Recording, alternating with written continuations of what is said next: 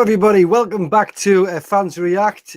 This is Mackem Monday. This is our second episode, so I appreciate everybody for tuning in. I just want to say quickly, Jack's just arrived as the intro is on. So, hello, Jack. How you doing, mate? All right? I'm all right, lads. Sorry I'm a bit late. Technical difficulties. No, that was my fault. I sent him an email, and I was meant to send him the link to StreamYard, and I didn't. So I apologise for that, mate. But yeah, you doing okay? I'm good, mate. Yeah, not too bad. Yeah, yourself? Yeah, good, mate. Good. I appreciate you coming on. So thanks for that, mate. Colin, how are you doing? Yeah, good, mate. Full of busy night. Aye, good. Looking forward to doing this. Good lad, good lad. And Gary, how are you, mate? I'm very well. You didn't tell me you appreciated me coming on. Well, you're just part of the furniture, mate. You should be coming on. I'm going to sulk. I've decided. Nah, you know I appreciate it, mate. I really do. So yeah, we do two shows now. We do one on a Monday, Mackem Monday, and we do the Fans React Friday, which has a quiz on. But today is just basically talking about Sunderland, all things Sunderland. I've got a long list of things to get through. I'll try and get through as many as we can. But also, if you've got any questions, just leave it in the side, and I'll try and get to them if we can. I'm going to have a quick check, see who's in the chat before we get started. Ethan Dixon, welcome to the chat. Acacia Cameron Jude. Thanks for popping in. Joanne Punchin, top moderator. Amy Reeve, my gorgeous niece, is here. And is that it for now? Morgan Gray, Chris Scott. Yeah, there's a few people coming in. So thanks to everybody. Before you do anything, hit the thumbs up button, and that will help the channel. So do that while you can. And we'll start off with the first question. Before you do anything, sorry, mate. Hit the thumbs up button. It's all right, yeah. I thought I was getting a bit of echo there, a bit of feedback. That's all right, mate. I will start off with you though, Colin, if it's all right. I want to get your thoughts on the team performance on Saturday and the opposition. To be honest, we had a new goalkeeper. Well, I think it's his second game. Is it Hoffman? And a lot of the fans on the live sort of interviews afterwards were giving him man of the match. So I'd like your thoughts on him and how did we play overall? Would he have been your man of the match? I think he was a little bit better than what he was against. Who did we play previous to that when we won? Who did he meet to be against? I can't even remember. Sorry? Accrington. Yeah, I thought he was a lot better than that game. He's going to grow into that role. You can see his quality. He made a couple of good saves. He made one really good save that wouldn't have counted even if it had went in, to be honest. Performance-wise, I thought we played really well again for about 70 minutes. Knocked the ball about well. There's some quality play going forward. And obviously now with the sort of like four-pronged attack, we're not just heavily reliant on McGeady. We can interchange and pass the ball around the pitch and move players around the pitch. So getting forward in the final third is great. But the amount of chances we're creating, my only worry is how many we're taking, because we're leaving ourselves wide open at the back. I don't know why, but Johnson, for me, in the last 15, 20 minutes of virtually every match this season, is then went defensive to hold on to a lead, took our creative players off, and then we're sitting back and we're getting deeper and deeper, and you can just see it coming. You can see them getting confidence. I mean, they've got 10 minutes to go on Saturday, winning 2-0. We should never have lost that game. But then to concede that goal, you think, right, fair enough, we've conceded a goal.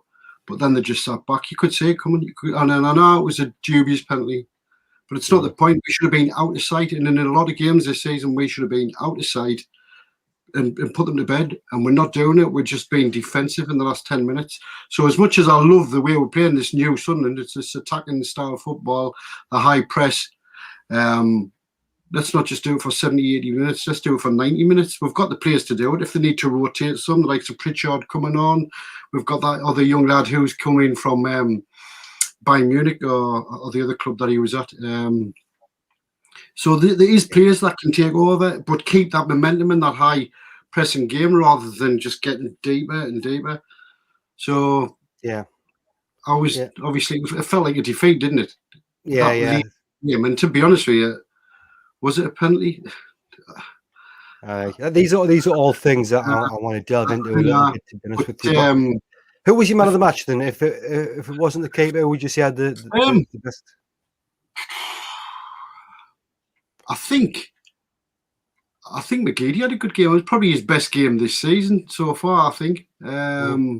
He was really good and busy. But But again, when we are playing well and knocking the ball around, I think the team's playing well, and it's getting harder to pick one particular player out. It was quite easy last season when, most of them were only playing, a lot of them weren't playing to the full potential. But I do find it harder to pick them out of the match because I think the team are doing really well. I just get frustrated with that last 10 minutes. Yeah, no, I totally agree with that. Just quickly in the chat there, Alyssa Rowell's here, Chris Scott's here, EJJ, Amy Reeves. Somebody did, I've just seen it, somebody asked how my little girl's doing. I appreciate that. She's doing really well. Got her in a walker today, so she's bombing around all over the place. Over to you, Jack. Do you agree with Colin there? I mean, regarding the sort of going defensive in the last 20 minutes, do you think that cost us the game against Fleetwood? Yeah, I thought we lacked a little bit of. We were a bit naive. I thought we had opportunities really to run the clock down and see the game out, and I don't think we did it. I think there was a spell. There was a passage of play about a minute or two before they scored. We had the ball on the left-hand side, and rather than I was screaming at them to keep it in the corner, just keep the ball, see the game out. I think we tried to get it back in the box. We lost it, and then they going up the other end. It was from that attack that they scored. So I think a little bit of naivety cost us, and the defensively is a little bit of a concern for me this season. I think we've looked very, very good going forward. And I agree with what the comments that have been said already about how well we're playing. Do you know what I mean? I think we're looking good attacking-wise, pressing the other teams, and it's exciting to watch. It's interesting. But I do have one or two concerns with us at the back. I think in 7 league games this season, I think we've only kept 1 clean sheet out of the 7, which that's a bit of a worry for me because I always think, a team that gets promotion grinds results out. And I think that was a big, I was thinking if we can grind this out, where I don't think we played really well. I thought we were the better team. I don't doubt that for 75, 80 minutes, we were definitely the better team.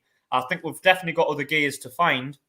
But I just thought if we can just see this game out, will be really good. And, we talked about Fleetwood, a bit of a bogey ground for us, a bit of a bogey team. It would have been excellent to see it out. And the fact we didn't, they put on a little bit of pressure and we wilted, didn't we? We crumbled, like I said, a little bit of pressure was all it took. And they didn't really create that many opportunities. I mean, the second goal, it's not a penalty, but it's a long hump up through the middle of the goal. And suddenly they get a chance to get a penalty from it. And that's a basic goal to concede. If you concede a goal and they play it through you and play really well, you're not bothered. But from the sake of like a long ball up through the middle, it's like a goal you'd see on a Sunday League pitch. And we didn't deal with it. Now, I completely agree. It wasn't a penalty. I don't think it was a penalty. I think fans are fuming. I thought I was slightly soft, to be honest, but theirs was definitely 100% soft, and it's annoying. But we should have dealt with it. We should have seen the game out. Yeah, would you agree with some of the fans saying Hoffman was man of the match, or have you got somebody else that you would have given it to? I thought Hoffman did really, really well. He pulled off, like you say, the save when it was offside. And then there was another save just before they scored. I don't know whether there's a free kick or a corner. Someone I think it might have been a corner, had a bullet header that looked like it was going in. He tipped that over the bar. And I thought we'd weathered it because I always think when teams are going in injury time, I think they're going to get a chance. They're going to get a half chance, law of averages. And when they had that and he tipped it over, I thought, we've seen this out. Do you know what I mean? I mistakenly thought, yeah, we've seen it out. So I would have given it to him, but I thought Shirkin played well at left back as well. I thought he had a pretty good game. I wasn't impressed with him the week before, but I thought he looked a lot more composed on the ball and he won a lot of the 50-50 duels. So I thought I would have given it to Hoffman or Shirkin. I thought that both of those had good games. Yeah, fair enough. Gary, do you agree with both of them? To be honest, I've only seen the highlights of the game. I didn't see the full match, so I'm kind of going on reports. One thing I will say is about this thing about what happens in the last 10 minutes. I was at the Accrington game the week before. When we give teams a chance to get back into it, I don't know how much of it is fitness and how much of it's mentality from younger players. I think some of it might be panic. They start to sit back because they're worried about, obviously, long balls. Maybe he's getting beaten in the final third. So they start to come back and play defensively. Mm-hmm. From a manager's point of view, it makes sense for him to shore up the defence. Like against Accrington, he brought Bailey Wright on. You can look at it 2 ways. You can look at it that actually he's adding to the problem and giving them permission to sit back and be prepared for the long balls coming in. or you could say he's actually been quite sensible in making those tactical changes. To me, they look tired. When I saw he'd brought Evans on Saturday, I thought that's a good idea. He'll calm things down, control the midfield, but it obviously, for whatever reason, didn't work, didn't happen. I'm sure he's looking at it. I'm sure he's looking at the lack of clean sheets as well. But I would say at the moment it's our Achilles heel, because from what I've seen, and I'm thinking the Milton Keynes Dons game, we're inviting pressure, and sooner or later it was going to happen, wasn't it? Somebody was going to get a late goal against us because we're inviting it on in the last 10 minutes. I thought it was a penalty, by the way. Particularly at this level, refs will give anything that they can see. Bailey Wright took hold of his shirt. Somebody else, I think Sean might have said on Saturday, we gave him a decision to make, and he made it. And it was pretty naive from Bailey Wright for me. He's having to go at the referee afterwards for it not being a penalty, but Bailey Wright was naive. The ball, at the time he's grabbed the player, the ball was nowhere near him. It was a stupid thing to do for me, and he takes the blame in my eyes. But there you go, happens. Yes. So we've got one saying it was a penalty, and you said it wasn't as well, Colin. Is that right? I didn't think it was personally. No, that's fair enough. Gary likes to be different, you know what I mean? So I'm an awful book of the life. Yeah. What do you think, Gary, about obviously Jack mentioned that we were getting plenty of chances, but we're not taking them as well very often. What do you think's causing that? Do you think we need somebody? Obviously, we're a bit worried about the defence, but do you think we also need somebody else up there that can score more goals, or like put the ball in the back of the net when they get a chance? I think we're snatching at chances a little bit. Again, I'm going to put some of it down to youthful exuberance when we get forward. You can apply that for a couple of them, but you can't apply that for the likes of Gooch and McGeady for that matter. We're creating chances. We're getting forward. Yeah, a bit more composure. You can't fault Ross Stewart and what he's done. He's been immense every game I've seen. I think it's just the players around him. Gooch is, if anything, trying too hard. McGeady, maybe he's losing his touch a little bit. I'm not too worried about that, if I'm being honest, because the point is we are creating the chances.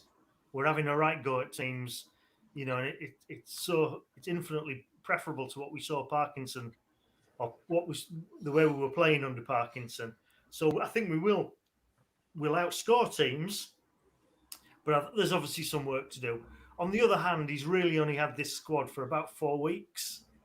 If you think about the amount of late signings we made, so again, I'm really not worried. I'm feeling optimistic about the way we're playing, about the squad, about the setup. But he's got some work to do, both at the front and at the back.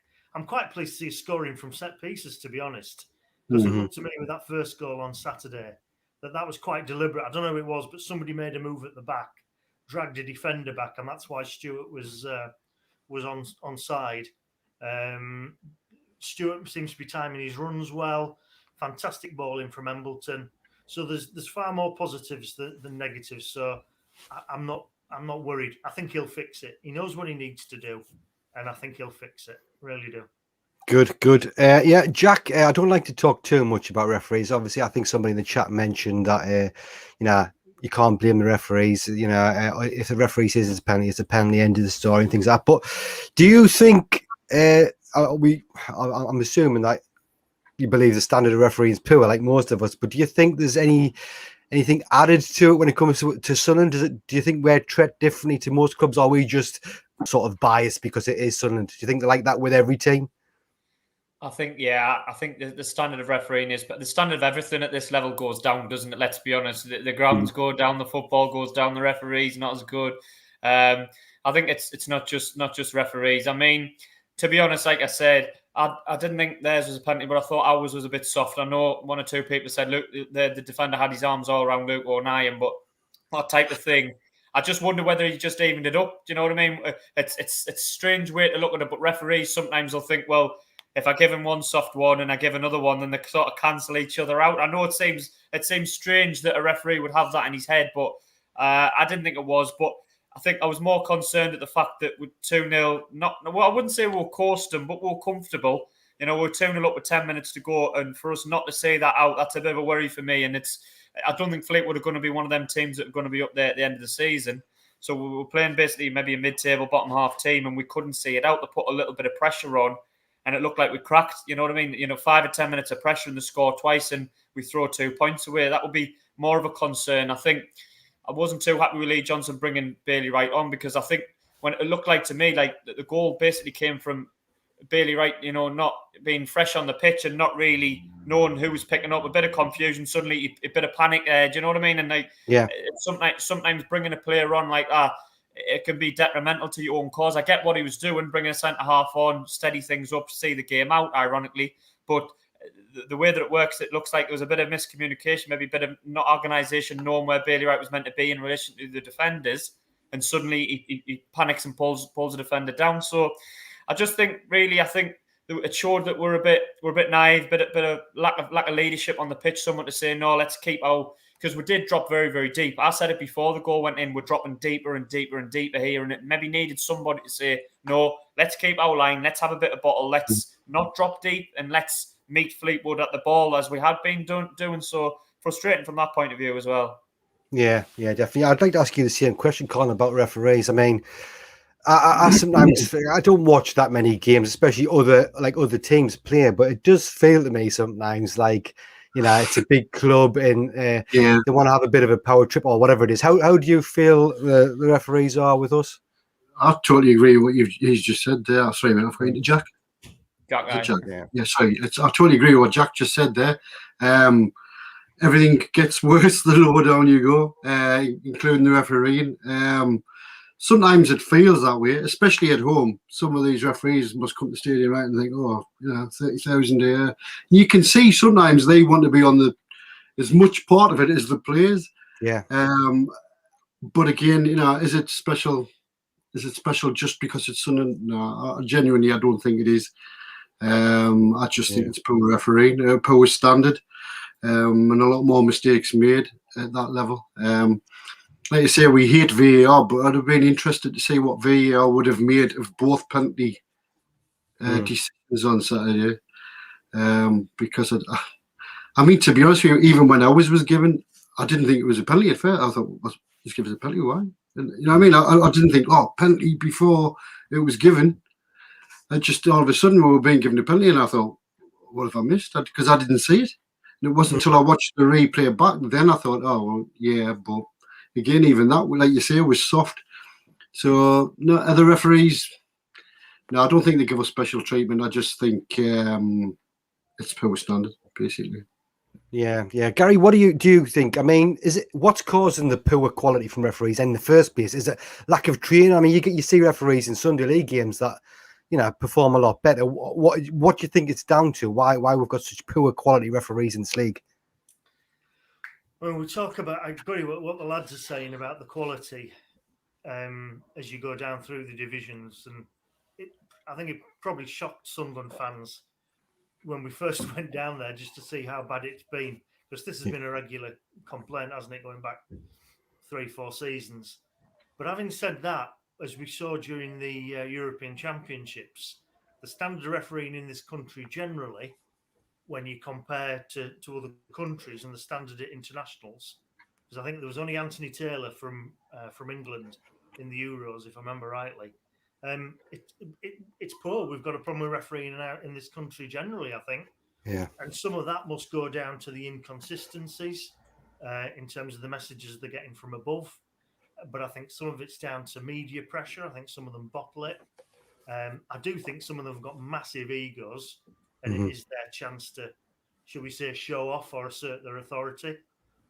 And I also think at the Stadium of Light, I do think, particularly with a crowd there, some of them strut around like they own the place, and it's the biggest, maybe the biggest game of their careers. And it might well be. I can't remember which game it was, but one of them. It wasn't the Accrington game. It might have been Wickham. and he was just dreadful.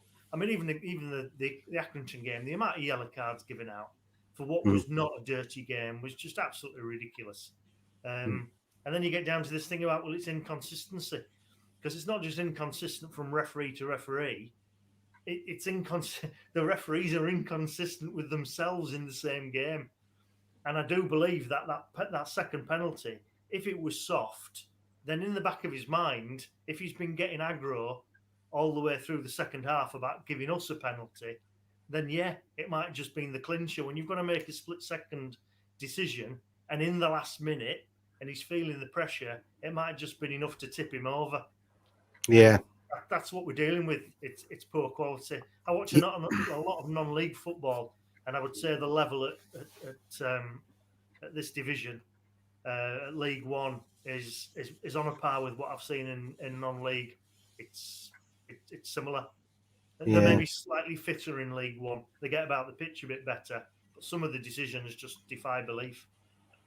Yeah. Speaking of poor quality, you did mention Bailey Wright. You believe it was a penalty. What do you think's happened to Bailey? I mean, he showed moments in the past, especially when he first came to the club with Fagan and that. He just looked absolutely solid. For game after game, I was saying like he was our best player, one of the best defenders we could probably going to get in that league. But recently, it hasn't been looking too good for him. Do you think he's just trying to find his feet again, or what's caused this dip in form, like long dip in form? No idea. He's because he had an injury, didn't he? Was it about the beginning of last season? He started the season really well, looked very solid next to Willis, and he had an injury. Actually, even before then, if I'm thinking about to the midweek game against Fleetwood last season when it might be Parkinson's last game, and he looked poor then, and he looked poor when he was next to Sanderson. I don't know. He seemed to have lost whether it's form, confidence. Because he was great when he came in, looked absolutely solid. But I remember saying on the channel that it was a worry for me that he'd had a couple of bad performances under Parkinson, and he's not been the same player since. I think he was awful when he came back last season after the injury in terms of his distribution. Maybe he wants away. Yeah, that was what was in my head. Wigan have been sniffing around. Yeah. Sorry, Colin, go on.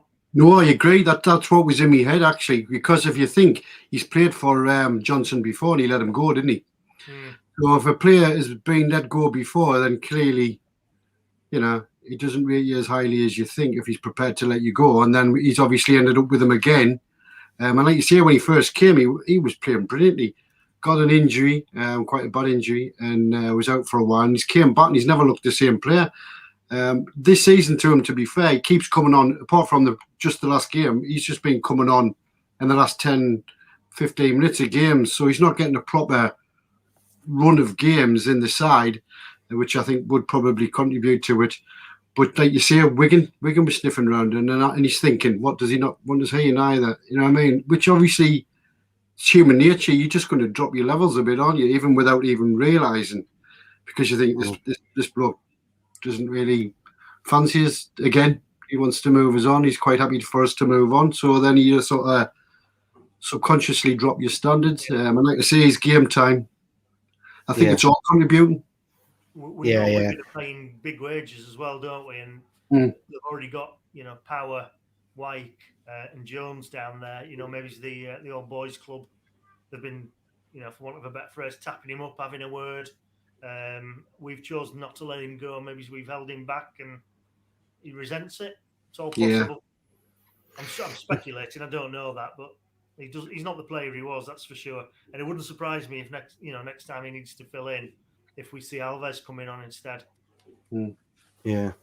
I personally, I don't get. I mean, I know I'm not a footballer. I never have been. I never will be. But I don't get that mentality of like your head turning when another club showed interest, or like a dip in performance. Obviously, it must be some kind of psychological thing. But I personally, I think the amount of money they're getting paid, they should be able to overcome that somehow. But we'll move on. Jack, I want to just say, I want to just ask you basically. We've had a good start. I think nobody can complain with the start of the season we've had. We're sitting joint top basically. We've only lost one game, but we've only had one clean sheet as well. Do you think this is going to be our season? I know it's still early days, but are you confident that with what we've got, we should go up automatically? I was a lot more confident at 3 o'clock on Saturday than I am now. No, I mean, I think it will be tight. I don't think there's anybody in this league that looks like they're going to, go clear. I think Wigan are definitely going to be up there. I think, you're going to have ourselves are going to be up there, possibly Rotherham. I think they'll be there or thereabouts. Sheffield Wednesday are a big club at this level. I think, Portsmouth are never very far away from us either. So I think those are the likely candidates that are going to be there or thereabouts.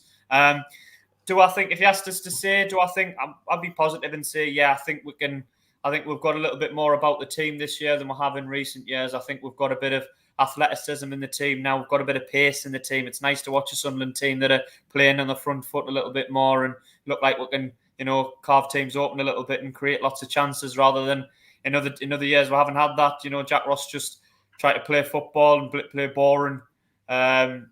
Play boring football, and then Phil Parkinson was just long ball, wasn't he? So I don't think we had the squad at all to really get the most. We didn't have the tactics, so we say, to get the most out of the squad. So I do think the team's a little bit more, stronger in certain areas, and I think we've got squad depth this year as well. I think we've got. You're looking at it now. You're looking at maybe 1 or 2 players for every position. In previous times, last season, you were looking at it thinking, Aidan McGeady or Charlie White gets injured, we're not winning any games at all, are we? So it's nice to have a few options. And yeah, stick my neck on the line. I'm a bit more positive, but it was just disappointing on Saturday. I mean, if you'd said before pre-season started, look, Sunderland will play 7 games, you win 5, you'll draw 1, you lose 1, like you said, everyone would have said, yeah, we'll have that, no problem at all, sitting joint top of the league. But it's just disappointing when we were that close, and it could have been 18 points rather than 16. But I'm content. I'm happy, not just with the club on the pitch. I'm happy now with off the pitch. I think you've got KLD, you've got Speakman, you've got a proper recruitment process in there. Under Stuart Donald and Charlie Meffin, it looked like we were just very much short term, get the next transfer window, and then get to the end of the season, and there was no long term vision or planning. Whereas I think we've got a little bit more of that now. So I think Sunderland fans should be a bit more satisfied with where things are going. Yeah, definitely. I can understand there's always a knee-jerk reaction from quite a few fans whenever we sort of should win a game and don't. But yeah, I totally agree with you there about the start we've had. Colin, do you agree with that? I want to ask you all this question, the same question to you. Do you think we've got enough in us this season to go up automatically? And I know it's still early days, but I do like to get the people's thoughts on this. I think we'll never get a better chance, not with this squad. I think it's the best one we've had since we've been relegated. I like the youth in it. I like the energy. I like the forward-thinking player. And like you say, well, if someone had said to you, like you just said there, if someone had said, you're going to win 5, draw 1, lose 1, they'd be sitting joint top or they'd bit your hand off. Mm-hmm. So, and to be fair, we could have won all 7. We should have beat Bolton. We should have been out of sight. Yeah. We should have seen that game out on Saturday, and we should have been away. Because the thing I was upset about on Saturday, it wasn't just the fact that we not threw away the game, but dropped 2 points in the final seconds. It's because the teams that win the league always seem to build a gap of a few points at the top, and then if you do have a little bit of a wobble, you've got a bit of a cushion so that you can get back on the horse and you can just keep going. Do you know what I mean? And that was our chance just to keep, even though we'd only been 2 points ahead of Wigan, we would have still been pulling away from teams who've played a game more than us already. You know what I mean? So that was my disappointment. Like, I want us to, because I think we are good enough this season to build a bit of a gap and start to try and create that. They're going to take some shifting from the top too. Do you know what I mean? Because as soon as you start to build that, teams look at you and think, oh, we're not going to catch them, or they're going to be difficult to catch. Do you know what I mean? So it's a mentality thing for the other sides as well. Yeah. So, I'm delighted this season, because if you just think back to Parkinson and some of the turgid football we used to watch, some of the sideways, backwards, just absolutely abysmal snowfests. And then listening to his after-match comments saying that we played well. And I'm just passed the ball well. He said passed the ball well on one game. We were terrible. They're just teams that, Interviews used to send you to sleep, didn't they? Yeah. Interviews, you were like, exactly. I'd never been so bored since the Howard Wilkinson days. Honestly, that's saying something.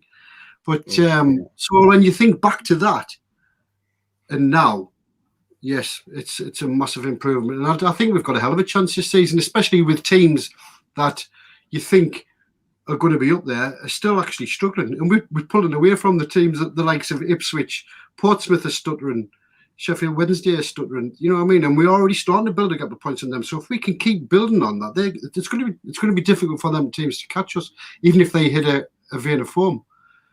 Yeah. I work with a couple of Ipswich lads. I think most people know I live down here in Essex, and I work with a couple of Ipswich lads, and they were saying to me recently, like, they've had good starts to the season, thinking, yeah, this is going to be it, and then it's just they've dropped off. I mean, this season, God forbid, it's been a nightmare for them so far. I think they won the last game. I might be wrong, but yeah, they've had a bad start to their standards, especially considering they were buying some decent players. And it is far too early to tell. Yeah, I'm not getting carried away thinking that we're just going to run away with it. I don't try to say that, but what I'm saying is, I just don't think with this side and this energetic side, and like you say, with pretty much a player in each position, 2 players in each position, we'll never get a better chance with this sort of side. This is the way we want to play. Yeah. You know what I mean? Yeah, definitely. Well, I'm going to ask Gary the same question, but I'm expecting, because he likes to be different, that he's going to see if we're going to finish outside of the playoffs. Gary, how do you think our season's going to be? Are we going to go up automatically, going off what you've seen in this small little window? Paul, you're confusing me with somebody else. I'm Mr. Positive. You used to be. Yeah. Can I just say, by the way, in response to that was under Parkinson. Every week I was expecting turgid football and a 1-1 draw, and he never let me down, did he? No. Like the lads, I'm feeling so much more positive because we've got better footballers, better way of playing football, and you know what's going on in the background. It's not just the fact that we brought better players in; it's the fact that we've identified better players, and we know what better players look like. Mm-hmm. I mean, whoever it was who brought Danny Graham back and spent money on George Dobson and things like that. I mean, what the hell are they watching? We brought some absolutely abysmal footballers into the club, you know, for 2 or 3 years, and then wondered why we weren't getting anywhere. Anyway, put the negatives to one side. I think I agree. I think this has got to be the season. If I'm hesitating, it's because I think we need a bit more experience. They are young players, and you've got to think, you know, how they'll cope with the stress. You know, there's going to be 30,000 watching them, real expectation, pressure. I think back, we're going a long way back here, but I think back to 88 when Dennis Smith took us up. And, you know, you had your Gabbiadinis, but you had your Gates next to them. Bit of a wily old bird. And I'd like to see a bit more experience in the squad. You know, just alongside the likes of Callum Doyle and Dan Neal, I think has been absolutely immense. But as we've said, looking at some of the other teams, nobody's really. I thought both Ipswich and Charlton would be up amongst the front runners. They've both had terrible starts to the season. Pompey have been indifferent. I think Wycombe will challenge us. Wigan clearly are challenging us already. So there's a long way to go, but I do get the feeling. I've said this before. If we get a bit of momentum behind us and a bit of positivity, and obviously the crowds start to come. Once that starts to happen at Sunderland, it's a bit like a freight train. We're hard to stop when we get the feeling that, you know, we're on the up and up and positivity starts to come. And I think the biggest thing for me is I start to really worry about some of Johnson's decisions last season towards the end, when we blew it towards the end of the season. But I think he's now got his players. He's playing the style of football he wants to play. And I think we'll just go from strength to strength. I'm not saying it'll be easy. I'd love to see us run away with it. But like you've said about Ipswich, we've seen in the past clubs don't necessarily, they'll start off well, but keeping it going can be something else. Blackpool came from nowhere last season. So there's a long way to go, but I do think we'll have enough to go. Hopefully in the top 2. I don't want to do the playoffs. Oh, God. No, I know. I mean, if we got promoted that way, obviously I'd take it, but I don't know if I could take it, to be honest with you. I just hate them. Quick question, quick comment here from Thean SAFC, cracking lad on YouTube. Check him out. Let's say where we are come Christmas, and if we're in and around the top 2, come then, we've definitely got a chance. I think that's a bit more realistic. We'll know where we stand roughly by then anyway. And we've got like a January transfer window to kick on from there. Colin, quick mention about the supporters. I mean, 30,000 at home and a fantastic away support still. Do you think, having this that sort of support going to all the games is obviously giving us much of an advantage against the other teams? In some sense, yeah, and in other ways, no, because it also gives them a lift. You come to the stadium and you'll get an average team will give you 110%. The amount of times I've seen teams play at the stadium light and give us a really good game, and then watch them in the highlight shows for the next 2 or 3 weeks, and you think, that wasn't the team we played. We would have absolutely annihilated them. Yeah. So obviously they're raising the games as well when they come to stadium light and playing in front of 30,000 fans. I mean, it's huge for us, the support that it gives the team. It is like a 12th man. But I think the away support's incredible. I do. Because that no matter where we go in this league, no matter where we go, you can hear them singing loud and proud. There's thousands of them, and they've got to have a massive effect on the team, because it's like another home game. Do you know what I mean? Like, they're playing at home and they're out singing. Sometimes there's more fans there than the home sections. You know what I mean? So yes, it is a massive advantage in a lot of ways for the team, and we love it. Without sounding big-headed, we are a big club. We're far too big a club to be in this league, realistically. You know what I mean? So it's a big game for everybody who ever plays for us. It'll be the same for Sheffield Wednesday, Portsmouth, Charlton. The class is big clubs in this league. But I just think our fans are fantastic anyway. Through thick and thin. I mean, you think over the years what we've had to put up with as fans. And we've got 23,000 season ticket holders again, you know what I mean, in League One. And we pretty much sell out our away following wherever we go. And there's not many clubs in the country, I think, could do that. Do you know what I mean? I think they're fantastic, and I think it's something that we should be proud of. Not just being, I think it's, to be fair, I think it's the fans that make it a big club, not just the stadium. It's the fans, it's the fan base. Because if we were in League One and pulling in 10,000 crowds in the stadium of light, it would be horrific, wouldn't it? It really would be. It would be. I mean, you see how the size of the crowds when we play in the Papa John's, and they've just got the East Stand open. Do you know what I mean? And the rest, and that's what they would literally have to do if people just went, you know what it is, I've had enough of this. But we don't. We keep going back, and that's what makes us a big club, the fans. Yeah, definitely. And if we did get promoted again, I think we'd at least get 30,000 season ticket holders, and then a few more thousand walking through in the Championship even. Quick question here. I'll chuck this one to Jack. It's from Will Allen. Do you think we have do you think we have the firepower to get those more comfortable 3-1, 4-1s that the champions get? It's a difficult question to answer that one, because it is very early days at the minute. I think in terms of our goals, you've got Ross Stewart, I think he's got 5 already. We seem to look like at the minute we can get goals from midfield. Winchester's got a few. Dan Neal's popped up. We're one, and it looks like, I think this season we've definitely got goals coming from more areas. You know what I mean? I think last season it was Charlie White, and if McGeady didn't get a few, that was it. You know what I mean? We were looking around thinking who's going to get the goals if Charlie White doesn't. I think we are still, obviously Ross Stewart's going to be our top scorer at the end of the season, but I do think there's an opportunity for the likes of Broadhead can come on and get some. Tejatu, I think Tejatu was a really exciting signing.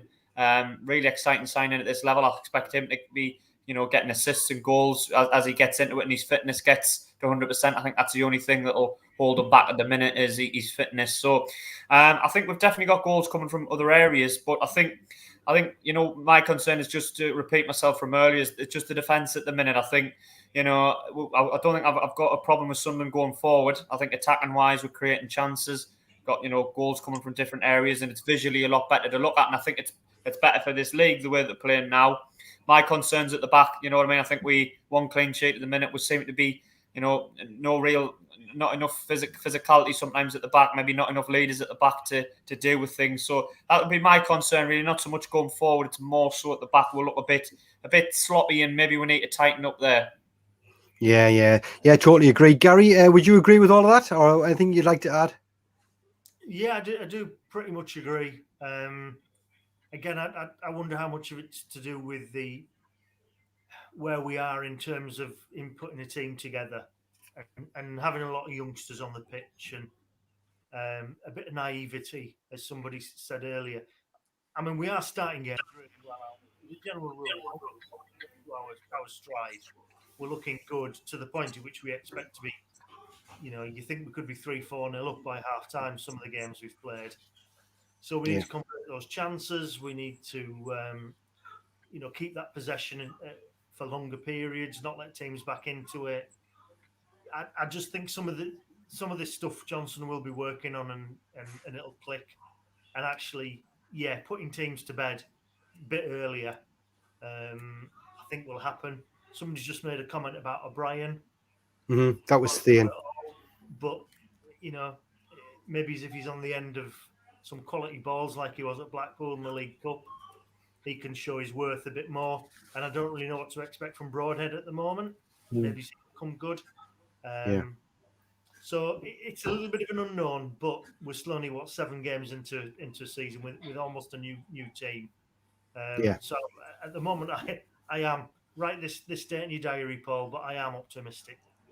Flipping heck, right? That's in there, mate. That's in there. Colin, I would just like to point out as well, like we were just talking about O'Brien there. He scored, a hat trick. He did really well, and then he didn't get the feature in any games after that. Do you think that has an effect on like we talked about earlier on about the psychology of players where the head gets turned or they think, oh well, bollocks to it, sort of thing? Do you think that does happen? And do you think it could have happened with him, or do you think we should have paid him after getting a hat trick like that? I think it can happen, but I think it's down to the individual player and his mentality and his professionalism. Some players couldn't care less about the football clubs they play for. We've had plenty of them who just come to Sunderland for the money because, they were average players that were never going to get a move to the Premier League with the big money. But then Sunderland come calm and think, oh yeah, I'll take £40,000 a week off you and have a run around in the Premier League and call myself a Premier League player. So there is a lot of players out there that will have their heads turned or will let the standards drop. It happens. It happens in any sort of working life. You know what I mean? I mean, if I'm doing my job and someone says, "Oh, you can come and play for me for, you can come and work for me for an extra £500 a week," my head's going to be turned. I tell you, I'm going to consider it. Do you know what I mean? It's human nature, isn't it? You know what I mean? So players will have, but it just depends how they feel about the club. Aidan O'Brien, I think it was hard to fit him into the side after the start we'd made. I mean, the game that he scored the 3 in was in the cup, and we had a settled side in the league that was already performing and doing well. So it was difficult to say, right, well, you deserve your chance. I know he scored a hat trick, but it's a bit unfair. You've got a squad to manage, haven't you? And there's players who were playing well. And then they think, right, okay, you've dropped us for him already, right? And straight away, that can have a detrimental effect to that player. So you've got to manage it very carefully, haven't you? Like I say, I think it just comes down to the individual player. Do they want their heads turned? Are they bothered about the club? Because some people are just more interested in the money. Yeah, no, I totally agree with that.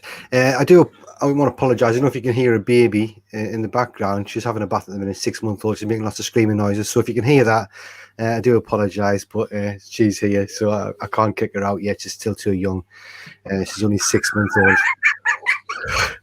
It'll not be long, though. Having a stern word, though. Hey? I hope you're having a stern word. As soon as I get out of here, I tell you what, I might just chuck her in the wheelie bin for a little bit just to calm her down. I want to shoot over back to Jack here, mate. One of the questions, ask how many points do you think we'll get from the upcoming fixtures, the next 5? So we've got Bolton at home. This is obviously league games. Cheltenham at home, Portsmouth away, Oxford at home, and Gillingham away. How many points do you think we'll get? Obviously, you'd like us to get all, but how many do you think we're going to get maximum points from them 5 games? Out of them 5, I was looking at it maybe 10. 3 wins, a draw, and a loss. Right. That I think it's hard to say which fixture is going to be which, but I think if we can aim for around about 2 points, 2 points a game, per kind of, set of fixtures, if you know what I mean. So what now we've got 16 from 7. That's above average for 2 points. You know what I mean? I think if you can get as close to 2 points a game as you're going to get throughout the season, that's going to take you to 90, 92 come the end of the season. Might be optimistic. We might not get that many, but I think if you can keep to that average, you're going to be getting promoted at the end of the season, I think. So from that 5, if we can get 10, I mean, if we can get more, 12, 13, 15, by all means. But if we were to get about 10 from that, I'll be satisfied, because I think there's some tough fixtures there. I think Bolton this Saturday, I think, will be a really open game. They've started the season pretty well, haven't they? I think Portsmouth away, we've had a bit of, always been a bit of needle since we've been down at this level with Portsmouth. Gillingham's another tough game for us. Every time we seem to be them, seems to be a physical battle. I don't know about the Oxford one, because isn't that the international weekend? It might be getting taken off that. I don't know. So I think there are some that you fancy us to get points from more than others. I think Oxford at home, if it does go ahead, you'd be wanting to win that. And Cheltenham at home, I mean, there's something badly wrong if we can't be targeting 3 points there. But I think if we can keep it around about 2 points, 2 points per game, from that 5, if we can get 10, we're doing all right. Yeah, definitely. Would you agree, Gary? I think we've got Thean SAFC saying we need 12 to 15 points. Do you think you'd be happy with 10 as well? I do. I very much agree with Jack. If you can be averaging 2 points a game, you're on target, particularly after the start we've had. And that's actually, take away the Bolton and Cheltenham matches. That's actually quite a hard run of fixtures. Gillingham away is not going to be easy. Portsmouth away is not going to be easy. And we know Oxford, there's a bit of needle there. They're going to be up for it as well. So I'd settle for those 10 points straight away. And I think even at the end of the month, end of October, we've got Crewe away, we've got Charlton at home, and we've got Rotherham away. So, I mean, all right, League One, we should be picking up points, but none of them are a given, I don't think. They could all make it difficult for us on their day. So, I do think the Oxford game will be cancelled because of the internationals. We sort of set the precedent a little bit with calling the Wednesday game off a couple of weeks ago. So, if next 5 games, 10 points, I'd be more than happy with that. Yeah, exactly the same question to you, Colin. 10 points, are you going to be over the moon with that? No, 15 points and 40 goals. Yeah, we're talking about Sunderland. I'm going to win 8-0 every match. Yeah, exactly. It's I 100% agree with both of you. It's 2 points a game you've got to be aiming for. So 10 points. I mean, if you look at you win your 2 home games, there's 6, and hopefully at least get a point in the other 3. So that will be 9 points. You might sneak a win, you might lose 1. So ballpark about 10 points. Anything above that, and I think there'll be a bonus, to be honest. Yeah, definitely. Right. Well, I'm conscious of the time. I know people have got to get away at 8 o'clock as well. So I want to get through a couple more questions, but I would just like to go into the chat quickly. It's more of a statement than a question. Gary Keir, hi guys. I think it's time to change the starting 11 for the Bolton game. Gooch has been poor lately, so he needs dropped and possibly even rest O'Nien for Evans and Embledon for Pritchard. That sounds perfectly reasonable to me. Does anybody disagree with that? I wouldn't. No. Yeah. No. Sorry. I wouldn't mind seeing that young lad from Bayern Munich as well. Maybe because he's a winger, and he could play in Gooch's position. Yeah. I was thinking about doing that. I was thinking, would he do that on Saturday? I think the only issue with Dejacko at the minute is his fitness. I don't think he's had much of a pre-season. But I think when he's fit and raring to go, I think Gooch and McGeady, they're not going to be starting every week, because from what I've seen, and if you're in Bayern Munich's academy, or you've been playing for them, then you must have something about you. Bayern Munich is Sunderland. How many players do that? Not many, if at all. So I think he will come into it, and I think O'Nien's a funny one as well, because I know fans love him. I'm not a huge Luke O'Nien fan, and I think he has looked like that shoulder looks a bit of an issue, and sometimes he's looked like he's not being up to full speed. I know he got a yellow card, I think, on Saturday, didn't he, when he seemed to pull someone back when the lad got away from him. So maybe an opportunity there for Luke O'Nien, if he does need the surgery, maybe to give him it over the next week or 2. I don't know. It's a bit of a difficult one. Yeah. Did you want to add something to that, Gary, or? Just to say, I wouldn't drop Embleton at the moment. No. Right. That's fair. Johnson, his formations have always included somebody playing in that like number 10. position, and he's tried so many different people there, and I think he's settled on Embleton. I think he's decided it's Embleton's natural position. He's 2-footed. He's got the ability to score goals from outside the area. I think he'll persevere with Embleton. I think we're just about to give him a new contract as well, aren't we? Mm-hmm. I think I read that somewhere. To me, keep that lad in. He's had a few false starts at the club, but we need to persevere with him, give him a chance to shine. We're talking earlier about getting goals. I'd love to see Embleton go on a run. So I definitely wouldn't change Embleton. Or 9, agree with what the lads were saying. That shoulder could be a problem. And I do rate Corey Evans. And Gooch, in the first game of the season against Wigan, I thought he was best player on the pitch. He was fantastic. And then since then, he's just such a frustrating footballer. He's got all the skill in the world, but sometimes his decision making. So I can see the Bayern Munich guy coming in for him at some point. Mm-hmm. Somebody mentioned Pritchard. I've only seen a little bit of Pritchard, and I'm not quite sure what to make of him yet either. So we'll see. But I think he's another one that needs a run of games. Probably. Yeah, rather than a big part player. Yeah, right, fair enough. Like that. I'll just quickly move on now to tomorrow. We've got Wigan in the EFL Cup. Now, you can give us your prediction as well, but I want to ask. We'll start with you, Colin. Some fans hate it when you say this about does it matter? Do we just doesn't? If we get big, do you really care? Or if we could opt out of the cups, like they've done, other teams have done it, I think, for the FA Cup and that. Should we opt out? Things like that. How do you feel about Wigan? The cup game? I think our priority massively has to be promotion this season. But I do think a good cup run can breed confidence in the games. It can also give players on the fringes game time. So, it keeps them sharp for if they need it through injuries like Luke O'Nien or just changes. It keeps them much sharp.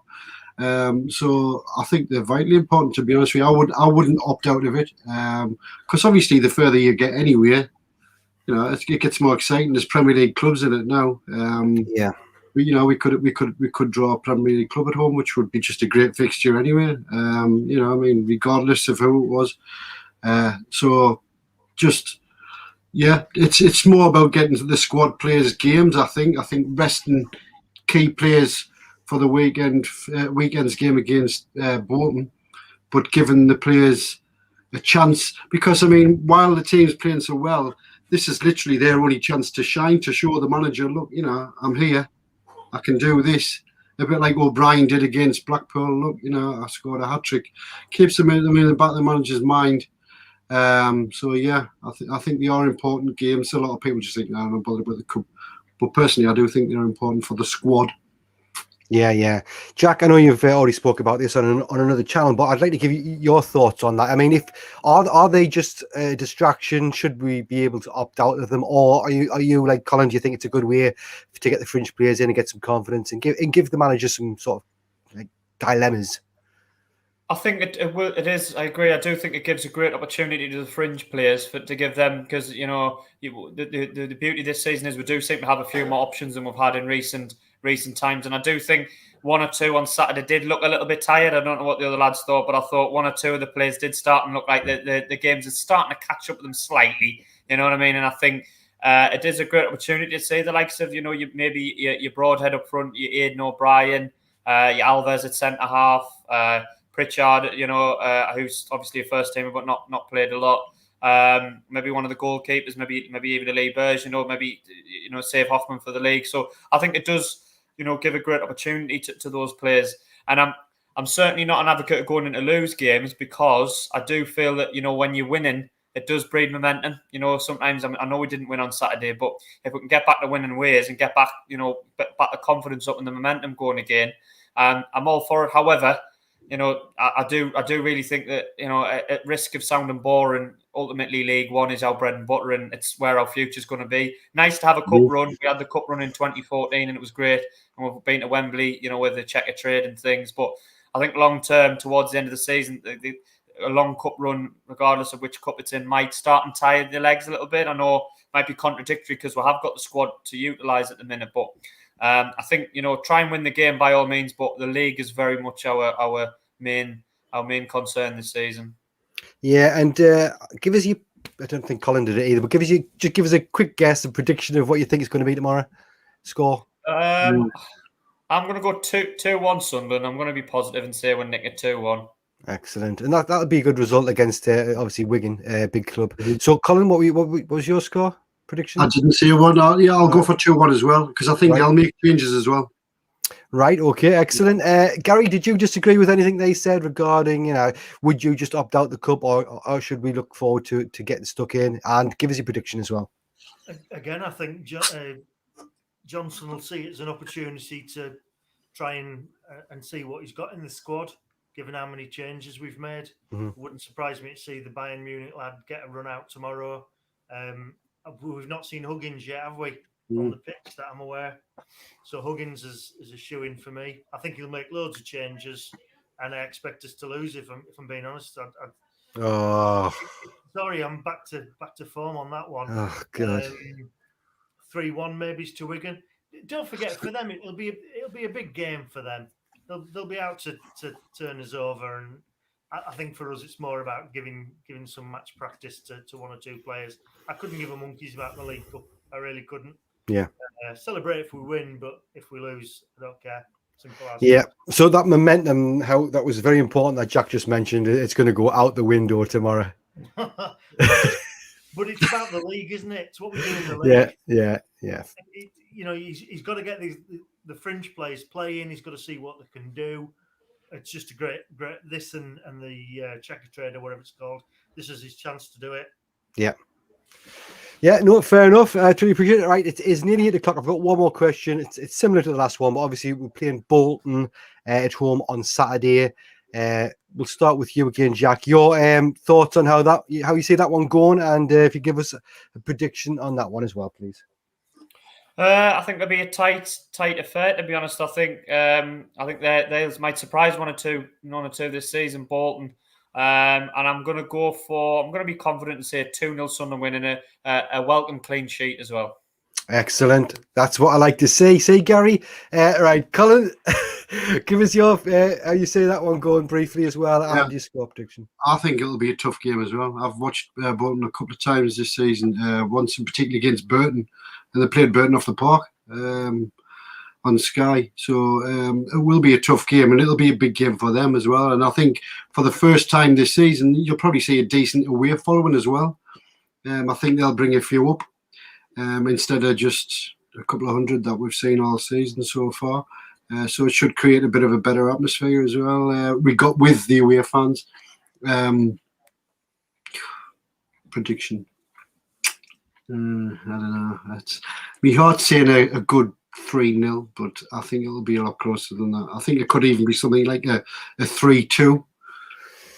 I wouldn't even like to say which way, because I think they're that good. I think they are decent. I think they could cause us some problems, but I'll stick it out and go 3-2 at home. Yeah, fair enough. Your daughter is going for 3-0 to Sunderland. SAFC is going for 3-2. Dave Wood is going 2-0. So yeah, a lot of optimism there. Let's see if that continues. Gary, what's your thoughts on the Bolton game quickly, and your prediction, please? You're putting me under pressure now, Paul. Well, just in context, before we played Accrington, they said if we won that, which obviously we did, the first time we've won the first 4 home games of the season since, I think they said 75, 76, might have been the promotion season. If we win the next 2, and we're talking about 6 home games, winning all of them, I mean, that'd be extraordinary. So we've got Cheltenham and Bolton in quick succession. Out of the 2 of them, Bolton be the harder game. I agree. I've seen a bit of Bolton, and I think Ian Everett's in charge and looks as though he knows what he's doing. I wouldn't be surprised to see a draw, but I'll go for 2-1. Excellent. That'll do me. I feel a bit better now. Right. Yeah, pretty much that's it. I just want a quick look in the chat here. We've got a guy called the Highbury Stance, so I'm assuming he's a Fleetwood fan. Is it Fleetwood? Yeah.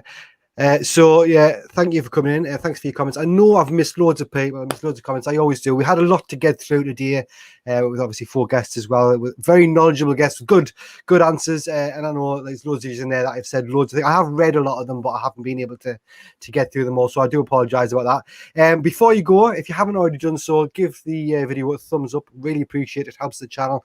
If you've liked what you're saying, subscribe as well.